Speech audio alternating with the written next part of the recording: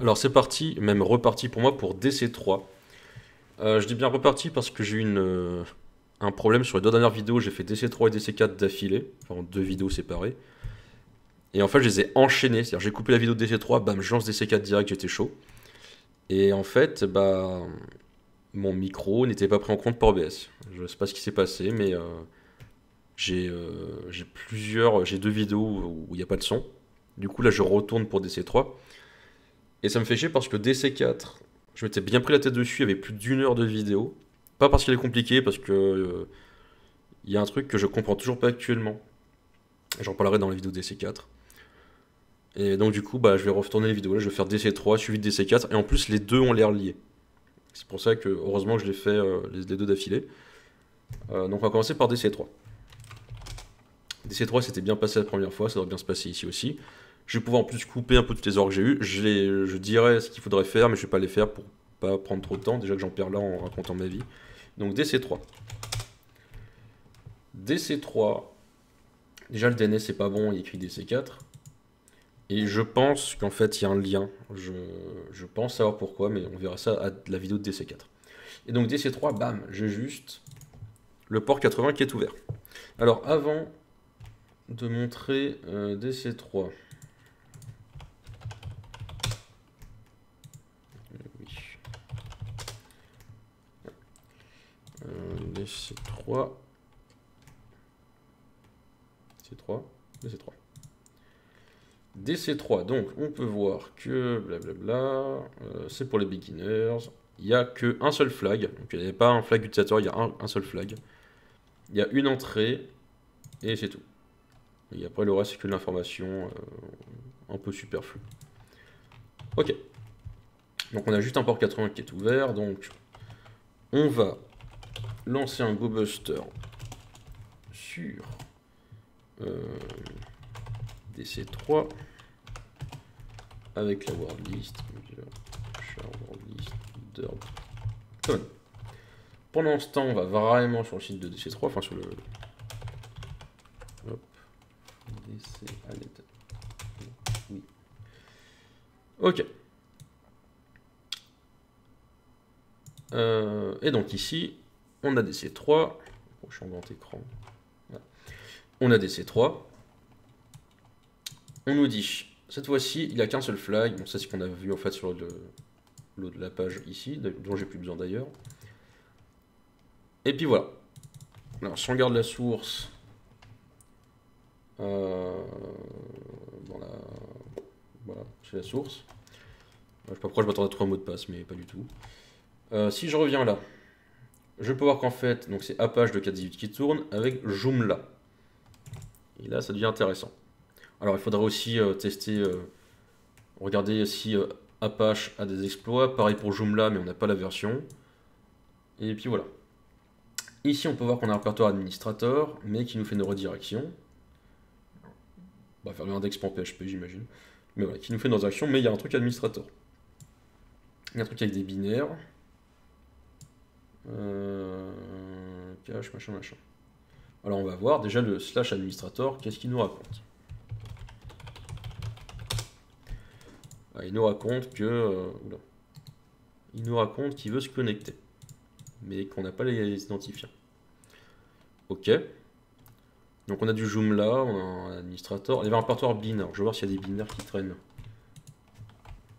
Je sais pas pourquoi il... Ouais d'accord, ok, bon, il n'y a rien. Alors ce qu'on pourrait tenter ici, ça serait des injections pardon, SQL. Ce que j'ai fait et qui n'a rien donné. On peut voir sur le dit qu'il y a un administrateur. Ici, il y a un compte admin. Donc ça, c'est à mettre. Voilà. J'enregistre le fait qu'il y a un login, un admin sur le site. Donc on pourrait ensuite mettre admin ici et tenter par des injections SQL. Que nini, rien ne fonctionne. Donc après avoir fait pas mal de tests, je me suis dit, bon, il y a du Joomla, en fait c'est Joomscan. C'est ce qui sert à scanner du Joomla. Joomscan, donc c'est juste target, donc DC-3. No target specified. Je sais pas, tu me dis c'est Joomscan target. Bon, ok.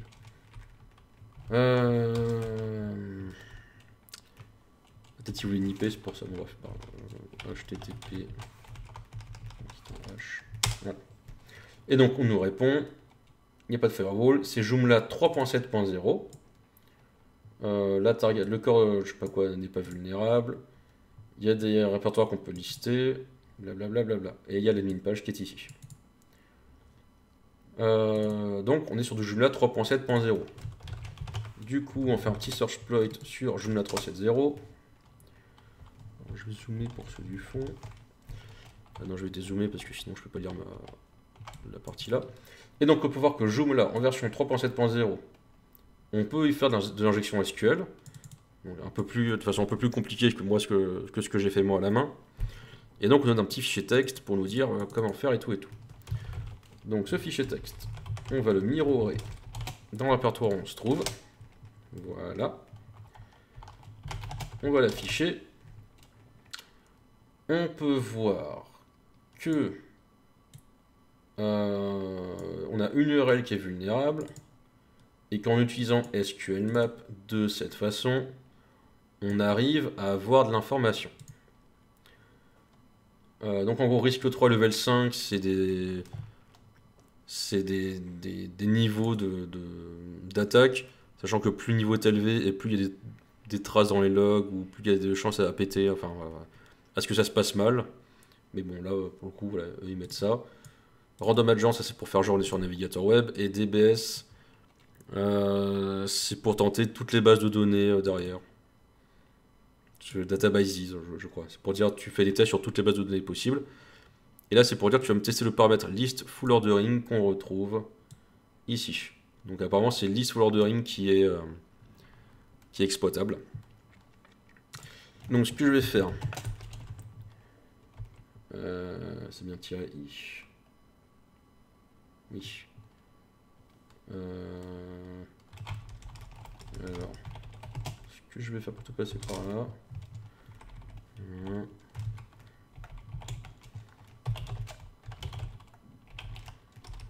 Quel host par DC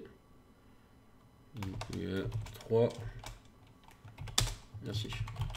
Voilà, je change juste le localhost qui est écrit là par DC3, comme ça juste à recopier l'URL. Je suis une feignasse, vous n'avez pas idée. Je copie et on exécute. Et là, ZSH, parce que je tourne sur ZSH me répond No match is found pour list for ordering. Parce que pour lui, en fait, ça c'est du shell. C'est du shell, enfin, c'est un truc que lui reconnaît comme étant interprétable par ZSH, mais pas par bash. Alors, soit vous passez par bash et vous renvoyez la commande. C'est une manière de faire. Je vous montre. Voilà. Ça se lance bien. Je coupe là. Soit vous retournez sur ZSH et vous mettez juste des simple quotes autour de list full ordering. Et ça fonctionne également. Alors oui, j'utilise ça. Et donc là, on nous rapporte qu'il y a 5 bases de données. Information Schema, JoomlaDB, MySQL et Performance Schema. Je vais tout copier et je vais tout enregistrer dans un fichier que je vais appeler database. Parce qu'il y en a plusieurs. Et donc dans ce fichier, je vais un peu garder trace de tout ce que je trouve. Donc là par contre je vais être très direct, très droit pour trouver l'information. Mais sinon il faudra regarder un peu à gauche à droite à chaque fois qu'on trouve une nouvelle chose. Donc là je vois que j'ai... Voilà, information schema, JoomlaDB. Donc on va aller regarder ce qu'il y a dans JoomlaDB. Alors je vais faire un petit truc. Hop. Donc database JoomlaDB. Voilà. Et donc là on va essayer de tout récupérer. Donc pour ça, donc databases, plus besoin de tester. Risque 3 level 5, plus besoin de tester. Maintenant on sait ce qu'on veut. Et donc, alors c'est toujours le paramètre list for ordering. Et donc on va dire -d pour la database JoomlaDB. Et on veut les tables. Les tables ou les clones? Non, les tables. Et on veut toutes les tables. Donc là je dis, tu vas te connecter en utilisant... Même le random agent, j'en ai pas besoin en fait. Voilà. Tu vas te connecter là. en utilisant le paramètre list for ordering, et tu vas me sortir JoomlaDB. Tu vas aller dans JoomlaDB, tu vas me sortir toutes les tables de JoomlaDB. Voilà. Et c'est bon, nous a tout trouvé. Alors, je vais essayer de rezoomer un peu. Pour que vous voyez peut-être mieux la commande. Parce que je sais qu'il y en a qui ont des résolutions qui vont pas avec ce que j'ai moi. Voilà. Donc voilà la commande. Ça me ressort tout ça. Donc ça, évidemment, il faut les enregistrer. Hein. On enregistre tout ce qu'on peut. Voilà.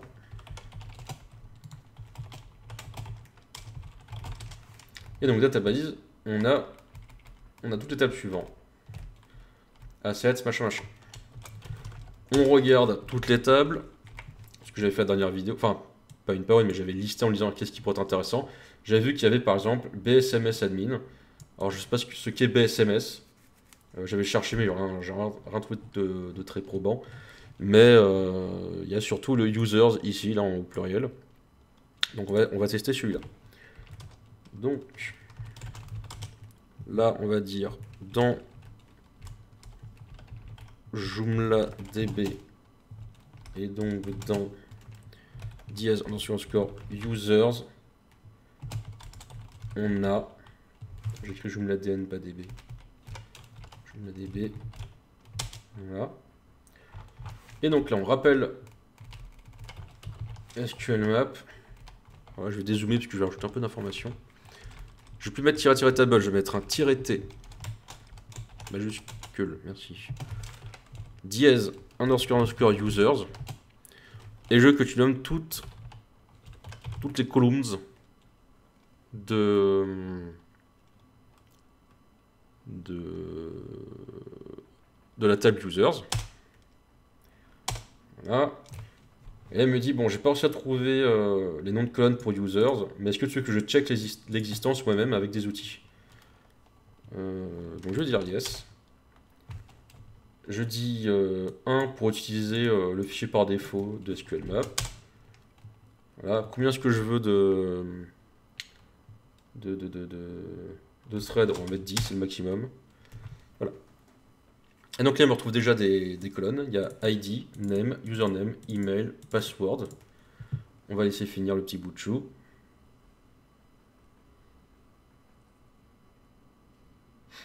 Alors, je vais couper, on va laisser finir, ça sera moins chiant pour vous.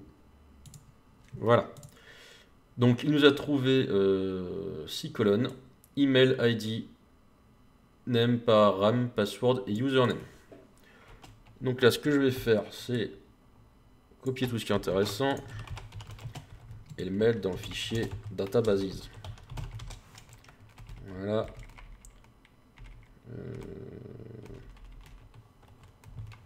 Ah oui, c'est parce que j'ai copié les... my bad. Merde. Je sais pas ce que j'ai fait, mais je vais pas le faire. Bon, ça c'est encore moi. Voilà. Ok. Donc on va récupérer ce qui nous semble pour nous important. Donc, ce qui pourrait être important, ça serait de quoi se connecter. Donc on a besoin d'un username et d'un password. Bah c'est cool, on a username et password. Donc pour ça, on rappelle la commande. Et là, je vais pas dire -- column, je vais dire -c username, virgule password et -dump. Alors, je vais juste dézoomer. Voilà. Donc dans la table users, je veux la colonne username et password et je veux un dump de mes informations. Hop, il me les sort. Donc en username, j'ai admin. Par contre, le mot de passe est haché. Et vous allez chiffrer. Donc, on met nos pas chiffrés dans admin.h. On appelle John sur admin.h. On fait -- chaud. Voilà. Alors, ça m'avait pas affiché ça la première fois, mais comme c'est la première fois, John avait affiché le mot de passe. Et comme là, je l'avais déjà fait une fois, je crois qu'il a enregistré ça dans une sorte de base de données personnelle. Et du coup, je dois ajouter -chaud pour qu'il me montre. Mais bon, bref, voilà. Donc le mot de passe, c'est Snoopy. Pour que ça affiche même le compte admin ici, on peut même s'amuser à faire autre chose. Voilà. Au début, on met admin. 2 points. Voilà, et là il nous dit bien admin Snoopy. Bon, histoire de dire. Ok, donc on sort chez credentials.txt, dedans il y aura admin et son mot de passe associé Snoopy. Voilà. Ok. Donc on peut se connecter avec admin et Snoopy. Ok. Bon, qu'est-ce qu'on a en plus? On peut apparemment éditer ça. Là, j'avais regardé un peu, puis j'ai vu qu'il y avait version. Dans version, je m'étais obligé d'apprendre depuis le début. Donc là, il n'y a rien. Alors, c'est vraiment les versions de l'article. Hein. Le mec a fait des mises à jour. Là, il n'y a rien. Là, on a le petit texte qui va bien. Là, on a un petit texte qui va toujours bien. Et il vous dit bien, si tu as besoin d'une liste de mots de passe pour accomplir tes buts, au pluriel, et donc ça sera utile pour DC4, le fait que ce soit au pluriel, mais bon. Je te recommande d'utiliser le fichier best1050, la liste de mots de passe best1050.txt depuis le GitHub qui est là. On va aller faire un tour. Hein. Je suis sûr que tu as besoin de passer 4 heures, 24 heures pour lancer une état de dictionnaire. Ok, alors moi j'avais pas continué, on va continuer à lire. Donc là il a gardé le lien. On voit qu'il a signé admin, mais ça c'est parce que c'est son compte. Voilà, ensuite il a supprimé le fait qu'il y a admin. Ok, là il a juste un peu enlevé tous les mots de passe. Blablabla pareil. Alors cela dit, j'ai une bonne raison de comprendre la suite avec DC4 et les pépins que j'ai eus. Mais honnêtement, pour moi, ça reste pas une bonne raison. Là, je comprends en lisant certains trucs, mais pour moi, ça reste pas une bonne raison. Mais bon, je vous expliquerai la vidéo de DC4. Bref, donc Snoopy, ok. Donc, le fichier password, ce qu'on me dit ici, c'est que Daniel Missler a créé un dépôt seclist avec dedans un répertoire password et dedans un répertoire common credentials qui contient best1050.txt. Voilà. Alors je pourrais le wget, mais il se trouve qu'en fait sur Kali par défaut, vous l'avez dans CP user char wordlist seclist, et justement seclist c'est en fait le même dépôt que le GitHub qu'on nous a donné. Et donc dedans je vais avoir password, common credentials, best 1050. Voilà, il est déjà sur Kali. Tout simplement. Donc là je vais le garder parce que ça sera intéressant pour DC4. Ok. Mais c'est le même fichier, hein. Ça et le truc de Kali c'est le même fichier. Ok. Bon, je peux rien faire d'autre à part ça. Il n'y avait rien d'intéressant. Du coup, ce que j'avais fait, c'était que j'étais allé dans Administrator. Là, je m'étais connecté. On peut se connecter. À partir de là, ce qu'il faut faire, c'est éditer le thème de Joomla pour mettre du code PHP et pouvoir exécuter des commandes, faire un web shell, donc exécuter des commandes shell depuis du PHP. Donc pour ça, j'étais allé dans extension, je crois, ouais, c'est à template et template. Là, on a deux templates. On a Biz3 et Protostar. J'ai reconnu que c'était Protostar qui est utilisé parce que si on zoome sur l'image, voilà. Si on zoome, on peut voir sur la droite que j'ai l'exact même. Voilà. J'ai le même encadré pour se connecter ici, qui est le même que celui qui est là. Donc j'en avais déduit que c'était Protostar qui était utilisé. Alors, entre ça là et ça là, même bail. Donc du coup, on va aller dans Protostar. On va aller dans... Je crois que j'ai mis index.php. Et donc là, ce que je vais faire, c'est... Alors moi, je me suis fait un petit web shell perso, mais qui est ultra simple, vraiment basique. Mais je vais vous montrer quand même. C'est toujours intéressant d'écrire ses propres trucs. Et donc dedans... J'ai dedans un petit formulaire qui va récupérer une commande, shell, et qui ensuite va être exécuté ici, et j'aurai le retour de ma commande. Donc je vais juste copier ça. Alors ça peut être intéressant, mais c'est juste pour vous montrer quand même comment on peut faire parfois ces propres outils, qu'on n'est pas obligé d'en rester à ce qu'on nous propose. Je sauvegarde. Et là dans le home, regardez bien en haut à gauche ici, paf, j'ai un petit formulaire qui est apparu. Et dedans, je peux entrer des commandes shell. Ah oui. Et évidemment, je dois modifier ça parce que l'action, c'est pas sur Simple Web Shell, mais bien sur index.php. Voilà. Et là, il faut que je recharge la page.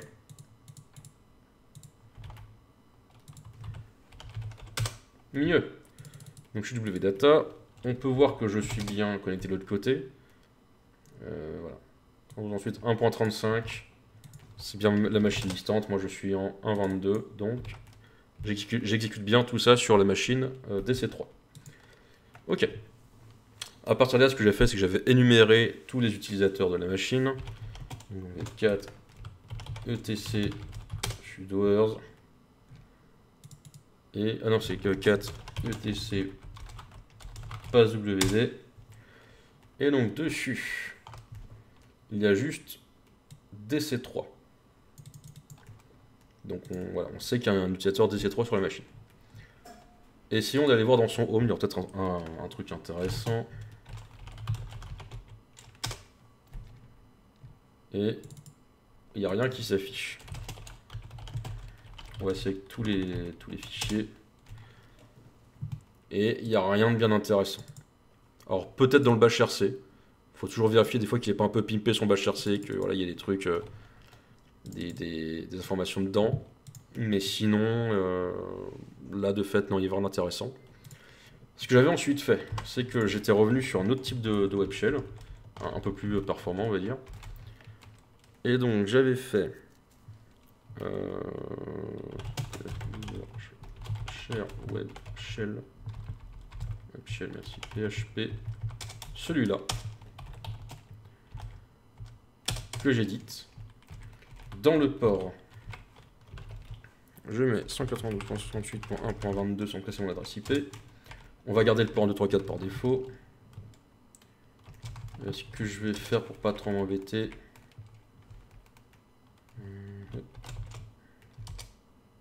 ouais, j'ai juste supprimé les commentaires. C'est bien ce que j'ai fait. Hein. Ouais, c'est vrai, j'ai juste supprimé les commentaires. Ok, donc là je supprime tous les commentaires qui m'emmerdent. Parce que je vais recopier-coller le fichier, donc autant supprimer ce qui est inutile. Donc je sauvegarde.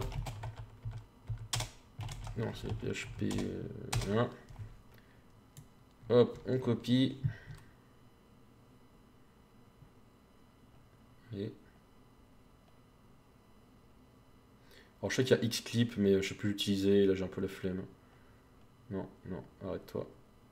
Non, arrête-toi. Tu m'emmerdes.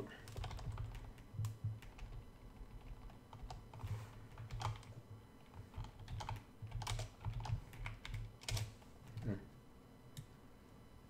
va se faire chier. Merci. Donc, je vais là. Je mets ça là. Je sauvegarde. Et donc on a dit qu'on était sur le port 1, 2, 3, 4. Donc je vais faire un netcat qui listen sur le port 1, 2, 3, 4. Et je vais juste recharger le fichier index.php. Voilà. Là on peut voir qu'il tourne en boucle. Parce qu'en fait de l'autre côté, bam, j'ai récupéré par netcat la session que PHP a exécutée. Alors ce que je vais faire ensuite c'est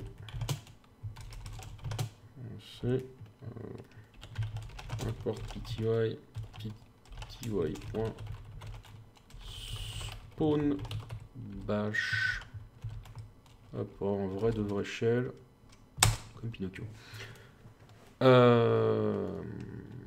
Oui. Donc là je suis à la racine. Je suis wdata. Alors là ce que j'ai commencé par faire c'était chercher si c'est pas un fichier SUID Non, voilà, U égale S. Désolé. Et donc j'envoie tout ce qui me déplaît dans nul. Là. Et il n'y avait rien d'intéressant. Ce que j'avais du coup fait, j'étais allé dans TMP. J'avais créé l'appertoire wdata. J'étais allé ensuite dans mon répertoire. Ce que j'ai ensuite fait, c'est... peut-être que je l'ai encore sur DC4. Bon, je vais vous montrer comment l'avoir sur internet, ce sera plus simple. Vous cherchez linpiz, mais vous allez sur piz-ng, c'est la nouvelle version de linpiz. Vous allez dans les releases, vous cliquez là, copy link, vous wget, voilà. Vous avez linpiz.sh, mais le projet s'appelle piz-ng maintenant. Vous prenez votre IP, vous prenez le nom du fichier, et là vous faites un serveur, pas sur port 90, sur port 80. Ah non, c'est http.serveur. Là. Vous faites un serveur Python, un serveur web par Python, et donc depuis la machine distante, vous pouvez faire un wget 192.168.1.22 / linpiz.sh. Il est téléchargé, vous le rendez exécutable. Voilà, ça vous pouvez le quitter. On va mettre ça en grand écran. Et donc là, ce qu'on fait, c'est linpiz.sh. Et moi, ce que j'ai fait, c'est que j'avais tout enregistré dans un linpiz.out. On enregistre. Et donc là, en fait, linpiz, il va énumérer un peu toute la machine, il va voir tout ce qui est possible de faire, il va voir s'il n'y a pas des mauvaises configurations, il va voir s'il y a des services qui tournent, il va pas voir s'il y a des... Voilà. Tout ce qui peut être intéressant pour faire une élévation de privilèges. Donc, on le laisse tourner. Voilà. Alors à l'époque, je voulais moi aussi me créer mon propre script qui faisait ça, mais celui-là est tellement efficace que... En fait, je devrais plutôt reprendre celui-là, voir comment il fonctionne, et ajouter moi-même mes propres trucs. Ce serait beaucoup plus intelligent. Donc là, on va tout remonter. Donc là, il faut regarder évidemment toutes les sorties. Il faut vraiment bien regarder tout ce qu'il y a. Alors je vais vous montrer juste le tout début, le logo, logo du petit pois. Là. Voilà, il est là. Donc, comment lire le truc, ça c'est important. Si c'est en rouge ou jaune, il y a 95%, enfin c'est écrit comme ça. Il y a 95% que ce soit un PE vector, donc un vecteur de privilège d'escalation de privilèges. Privilege escalation. Donc, quand vous voyez une bonne grosse couleur rouge-jaune comme ça, il faut regarder direct. Si c'est en rouge, c'est qu'on pourrait regarder, etc. Donc là, il nous dit que c'est la version 4.4.0 de Linux. Et il nous met bien que c'est en rouge-jaune pétant. On va descendre parce qu'on aura la réponse plus loin. C'est vulnérable à la CVE, donc ça c'est le baron Samedit, une des dernières CVE de sudoedit qui était tombée. Et donc là, il nous dit toutes les CVE utilisables. Donc il nous suggère Dortico 2 en premier, voilà, il est en termes d'exposure, il est très probable que ce soit efficace. Sauf que moi, c'est ce que j'ai fait sur la première vidéo. Et je m'étais pris un très méchant kernel panique sur la VM cible. Et en fait, elle répondait juste plus, je comprenais pas pourquoi. Et cet exploit, il lui a fait un kernel panique. Donc on va pas reprendre celui-là. Celui que j'avais pris moi après, c'était PaulKit qui est là. Donc on va faire un wget du lien qui est ici. Voilà. Alors, c'est une archive zip, donc je vais pouvoir le renommer dans un truc que moi je peux biter en tant qu'humain. Et donc ce que je vais faire, c'est que je vais relancer mon serveur Python. Puis je vais wget